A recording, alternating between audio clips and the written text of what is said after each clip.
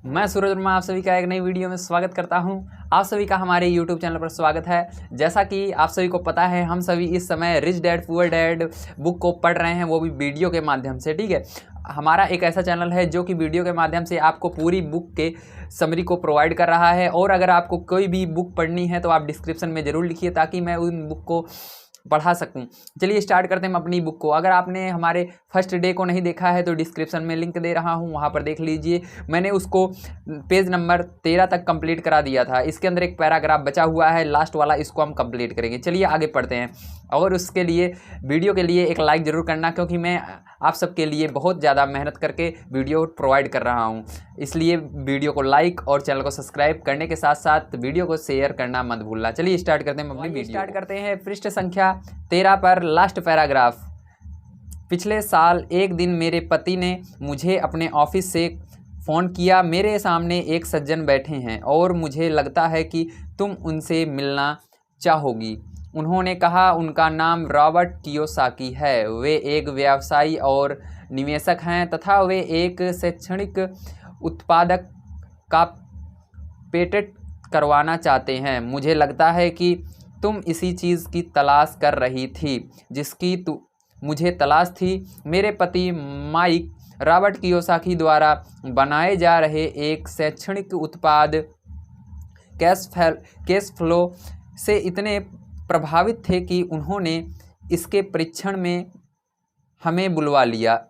यह एक शैक्षणिक खेल था, इसलिए मैंने स्थानीय विश्वविद्यालय में पढ़ रही अपनी 19 वर्षीय बेटी से भी पूछा कि क्या वह मेरे साथ चलेगी, और वह तैयार हो गई। ठीक है, तो यहाँ पर देखिए, जो ये मैडम थी जो जिनके बारे में स्टार्टिंग से बात की जा रही है, इनके एक पति थे, हस्बैंड थे। उनके ऑफिस में कियोसाकी, जिन्होंने आप फोटो देख सकते हैं, ये आए थे और उन्होंने अपनी वाइफ को फ़ोन किया जिसके बारे में बात की जा रही थी। उनसे कहा कि तुम उनसे मिलना चाहोगी, क्योंकि वो बहुत ही अच्छा कैश फ्लो, पैसे को कैसे इस्तेमाल किया जाए उसके बारे में बता रहे हैं। तो वो तुरंत तैयार हो गई। उसके बाद क्या होता है, उसके बाद वो सोचती हैं ये इतनी बढ़िया चीज़ है कि इसके अंदर अपनी बेटी को भी ले जाना चाहिए। तो उन्होंने अपनी 19 वर्षीय बेटी को कॉल किया और वो भी तैयार हो गई। ठीक है, उसको बोला और वो तैयार हो गई। तो आइए देखते हैं आगे क्या होता है। ठीक है, ये बहुत ही इंटरेस्टिंग बुक है, आप बड़े ध्यान से पढ़िएगा। अगर कोई इसके अंदर दिक्कत आया तो ज़रूर कमेंट करके बताइएगा। अभी बैकग्राउंड थोड़ा सा हमारा सेटअप नहीं हुआ है, धीरे से मैं इसको करके आपको सेटअप करूंगा और ग्रीन स्क्रीन ला करके बहुत एकदम बढ़िया से बुक समरी प्रोवाइड करूंगा। इसके अंदर आपको चित्र के साथ पूरा वीडियो दिखेगा। ठीक है, बस कुछ दिनों की बात है, आपको तब तक ऐसे पढ़ते रहना है। डेली क्लासेस अपनी डे 1 से लेकर के जितने डे तक ये चलेगी बुक, उसको हम कंप्लीट करेंगे। धीरे धीरे हम इस बैकग्राउंड को रिमूव करके अच्छा बैकग्राउंड लेकर आएंगे। ठीक है, तो आप सबके लिए। चलिए आगे देखते हैं। इस खेल में हम लगभग 15 लोग थे जो 3 समूहों में विभाजित थे। माइक सही थे। मैं इसी तरह के शैक्षणिक उत्पाद की खोज कर रही थी। यह किसी रंगीन मोनोपाली बोर्ड की तरह लग रहा था जिसके बीच में एक बड़ा सा चूहा था।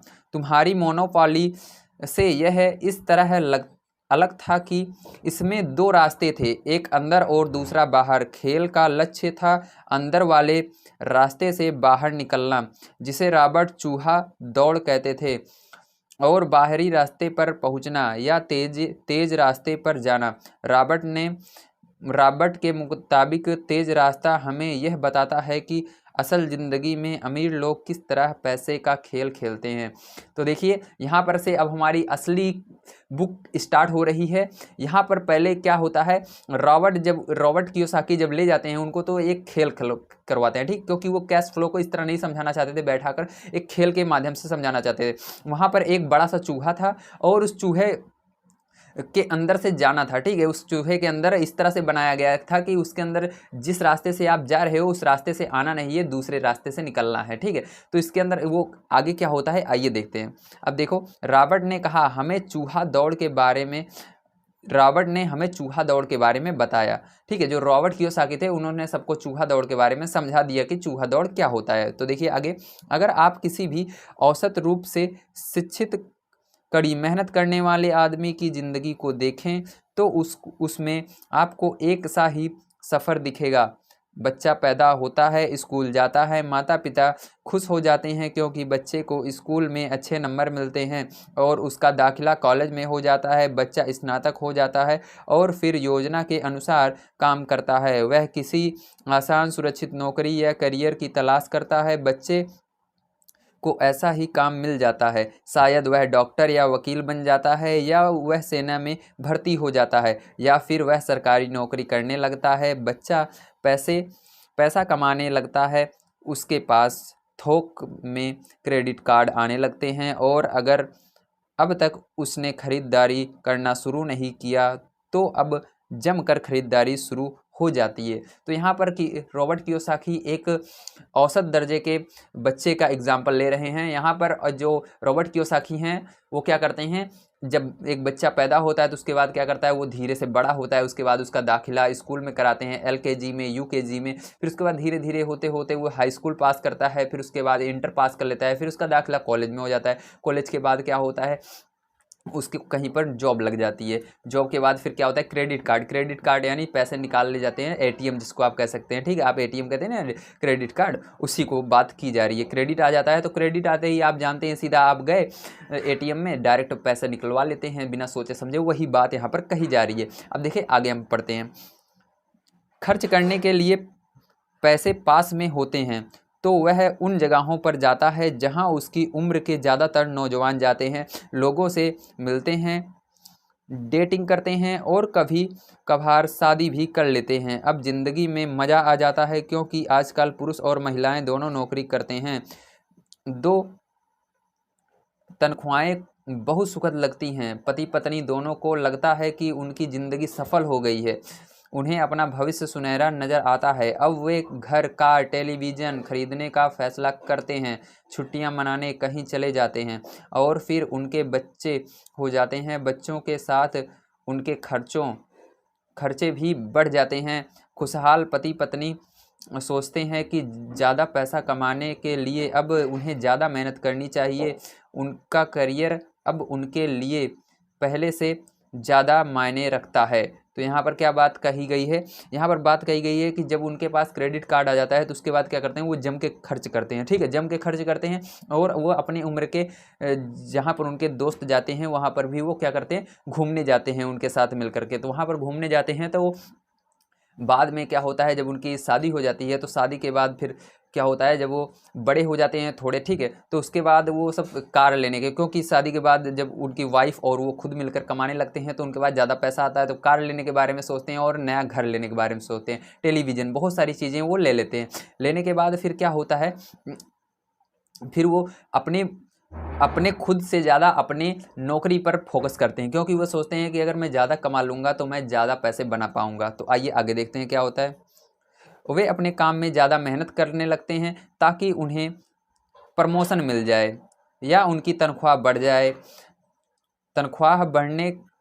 तनख्वाह बढ़ती है पर उनके साथ ही दूसरा बच्चा पैदा हो जाता है। अब उन्हें एक बड़े घर की ज़रूरत महसूस होती है। वे नौकरी में और भी ज़्यादा मेहनत करते हैं, बेहतर कर्मचारी बन जाते हैं और ज़्यादा मन लगाकर काम करने लगते हैं। ज़्यादा विशेषज्ञता हासिल करने के लिए वे एक बार फिर किसी स्कूल में जाते हैं ताकि वे ज़्यादा पैसे कमा सकें। हो सकता है कि वे दूसरा काम भी खोज लें। उनकी आमदनी बढ़ जाती है परंतु उस आमदनी पर उन्हें इनकम टैक्स भी चुकाना पड़ता है। अब देखिए यहाँ पर कहा जा रहा है कि फिर क्या होता है, वो बहुत कड़ी मेहनत करने लगते हैं, अपने काम पर फोकस करते हैं। तो फिर जब दूसरा बच्चा उनका हो जाता है, ठीक है, तो वो सोचते हैं अब हमको बहुत बड़े घर की भी ज़रूरत पड़ेगी, क्योंकि वहाँ पर फैमिली उनकी बढ़ जाती है और बड़े घर की ज़रूरत पड़ेगी। जब उनको एक कंपनी से काम नहीं चलता, पैसे कम मिलते हैं, तो वो कंपनी बदल लेते हैं, ठीक है, कंपनी चेंज कर लेते हैं। तो उसके आगे ये देखते हैं अब क्या होता है, दूसरा काम भी खोज लेते हैं, ठीक है। उनकी आमदनी बढ़ जाती है परंतु उस आमदनी पर उन्हें इनकम टैक्स भी चुकाना पड़ता है। यही नहीं, उन्हें जो बड़ा घर खरीदा है उस पर भी टैक्स देना होता है। इसके अलावा उन्हें सामाजिक सुरक्षा का टैक्स तो चुकाना ही है। इसी तरह बहुत से टैक्स चुकाते चुकाते उनकी तनख्वाह चुक जाती है। मगर आप समझ गए होंगे कि यहाँ पर जैसे जैसे वो चीज़ें ले रहे हैं उसके टैक्स भी बढ़ रहे हैं, ठीक है। घर लिए तो उसका टैक्स बढ़ गया, गाड़ी लिए तो उसका टैक्स बढ़ गया, और जो सामाजिक सुरक्षा है उनकी, उसके अंदर भी टैक्स लगने लग गया। इस तरह से उनका टैक्स में ही सारा पैसा आधा से ज़्यादा चला जा रहा है। तो आगे देखिए क्या हो रहा है यहाँ पर। इसके अलावा ये तो हो गया था। अब देखिए, वे अपनी बढ़ी हुई तनख्वाह लेकर घर आते हैं और हैरान हो जाते हैं, ठीक है, कि इतना सारा पैसा आखिर कहाँ चला जाता है। भविष्य के लिए बचत के हिसाब से वे कुछ म्यूचुअल फंड भी खरीद लेते हैं और अपने क्रेडिट कार्ड से घर का किराया, ठीक है, किराया खरीदते हैं। उन किराना है, ठीक है, सॉरी, किराना खरीदते हैं। उनके बच्चों की उम्र अब 5 से 6 साल हो जाती है। यह चिंता भी उन्हें सताने लगती है कि बच्चे कॉलेज की शिक्षा के लिए भी बचत ज़रूरी है। इसके साथ ही उन्हें अपने रिटायरमेंट के लिए पैसा बचाने की भी चिंता सताने लगती है।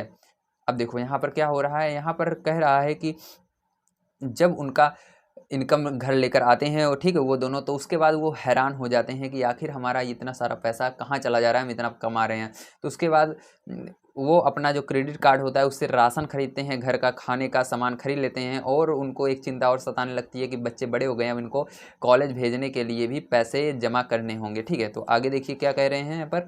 35 साल पहले पैदा हुए एक खुशहाल दंपति अब अपनी नौकरी के बाकी दिन चूहे दौड़ में फंस कर बिताते हैं। वे अपनी कंपनी के मालिकों के लिए काम करते हैं, सरकार को टैक्स चुकाने के लिए काम करते हैं, और बैंक में अपनी गिरवी संपत्ति तथा क्रेडिट कार्ड के कर्ज को चुकाने के लिए काम करते हैं। तो यहाँ पर जो 35 साल पहले पैदा हुए थे, उनकी ज़िंदगी कैसी हो गई आप देख ही सकते हैं। वो अब खुद के लिए नहीं जी रहे हैं, वो अपने उस मालिक के लिए जी रहे हैं जहाँ पर काम कर रहे हैं, और सरकार के टैक्स चुकाने के लिए काम कर रहे हैं। तो ये बुक बहुत ही मज़ेदार होने वाली है। पूरा बुक पढ़ेंगे तो आपको इसके अंदर बहुत सारे रहस्य मिलेंगे। चलिए आगे देख लेते हैं। तो यहाँ पर आगे दिया गया है, फिर वे अपने बच्चों को यह सलाह देते हैं कि उन्हें मन लगाकर पढ़ना चाहिए, अच्छे नंबर लाने चाहिए और किसी सुरक्षित नौकरी की तलाश करनी चाहिए। वे पैसे के बारे में कुछ भी नहीं सिखाते, इसीलिए वे ज़िंदगी भर कड़ी मेहनत करते रहते हैं। यह प्रक्रिया पीढ़ी दर पीढ़ी चलती रहती है। इसे चूहा दौड़ कहते हैं। आप समझ गए होंगे चूहा दौड़ किसे कहते हैं, ठीक है। आपने कितनी बढ़िया तरीके से यहाँ पर कियोसाकी ने आपको एग्जाम्पल की मदद से चूहा दौड़ किसे कहते हैं समझा दिया है। चलिए आगे देखते हैं। चूहा दौड़ से निकलने का एक ही तरीका है। देखिए ये तरीका आपको बड़े ध्यान से सुनना है और इसको कहीं पर नोट कर लेना है, ठीक है। अगर आपके पास बुक नहीं है, तो अगर बुक नहीं है तो मैं डिस्क्रिप्शन में लिंक दे दूंगा, आप वहाँ से परचेज़ कर सकते हैं इस बुक को। और वह यह कि आप अकाउंट्स और इन्वेस्टमेंट दोनों क्षेत्र में निपुण हो जाए। कहाँ पर? अकाउंट्स में और इन्वेस्टमेंट, ठीक है, दोनों क्षेत्र में आपको क्या होना है? निपुण होना है। अकाउंट यानी समझ रहे हैं आप, अकाउंट यानी आपका पैसा जो होता है उसके बारे में बहुत ज़्यादा आपको केयरफुल रहना है, ठीक है। और इन्वेस्टमेंट यानी कहीं पर आपको पैसा इन्वेस्ट करना है, वहाँ पर भविष्य के लिए रखना है, ठीक है। दिक्कत यह है कि इन दोनों ही विषयों को बोरिंग और कठिन माना जाता है। मैं खुद एक सीपीए हूँ और मैंने बिग 8 अकाउंटिंग फर्म के लिए काम किया है। मुझे ये देखकर ताज्जुब हुआ कि रॉबर्ट ने इन दोनों बोरिंग और कठिन विषयों को सिखाना इतना रोचक, सरल और रोमांचक बना दिया है। सीखने की प्रक्रिया इतनी अच्छी तरह छुपा ली गई है कि जब हम चूहा दौड़ से बाहर निकलने के लिए जी जान लगा रहे थे तो हमें यह ध्यान ही नहीं रहा कि हम कुछ सीख रहे थे। शुरू में तो हम एक नए शैक्षिक खेल का परीक्षण कर रहे थे, परंतु जल्द ही इस खेल में मुझे और मेरी बेटी को मज़ा आने लगा। खेल के दौरान हम दोनों ऐसे विषयों पर बात कर रहे थे जिसके बारे में हमने पहले कभी बातें नहीं की थी। तो देखो अब इसके अंदर ये क्या सिखाते हैं, इसको हम ध्यान से पढ़ते हैं। जहाँ पर जो चीज़ बताने लायक रहेगा मैं आपको बता दूंगा और जल्दी जल्दी मैं आपको इस बुक को पढ़ कर बताऊँगा, ठीक है। हमारी वीडियो ज़्यादा लंबी नहीं होगी, 15 मिनट की होगी। 15 मिनट बाद मैं वीडियो आपको कल प्रोवाइड करूँगा। आगे देखिए, एक लेखापाल होने के कारण इनकम स्टेटमेंट और बैलेंस शीट से जुड़ा खेल खेलने में मुझे कोई परेशानी नहीं हुई। मैंने खेल के नियम और इसकी बारीकियां समझने में अपनी बेटी और दूसरों लोगों की मदद की। उस रोज़ मैं चूहा दौड़ से सबसे पहले बाहर निकली और केवल मैं ही बाहर नहीं पाई। बाहर निकलने में मुझे 50 मिनट का समय लगा। हालांकि खेल लगभग 3 घंटे तक चला। ठीक है, यहाँ पर देखिए ये जो लेडीज़ की बात हो रही है, ये सबसे पहले इस चूहा दौड़ से निकली। ठीक है, और इस जो खेल था ये कितने घंटे का था? 3 घंटे का था। तो दोस्तों आज की वीडियो में हम यहीं पर आपको पृष्ठ संख्या 16 पर इसको समाप्त करते हैं। कल की वीडियो में मैं आप सभी को इसके आगे वीडियो प्रोवाइड करूंगा। धीरे धीरे करके हम इस पूरी बुक को ख़त्म करेंगे। ठीक है, आप सभी को वीडियो में ज़रूर मज़ा आया होगा। अगर मज़ा आया तो प्लीज़ लाइक कीजिए और वीडियो को शेयर कीजिए और चैनल को सब्सक्राइब करना मत भूलना कल की वीडियो देखने के लिए। डे 1 अगर आपने नहीं देखा है तो डिस्क्रिप्शन में लिंक है, डे 1 देखिए, ये डे 2 है। ठीक है।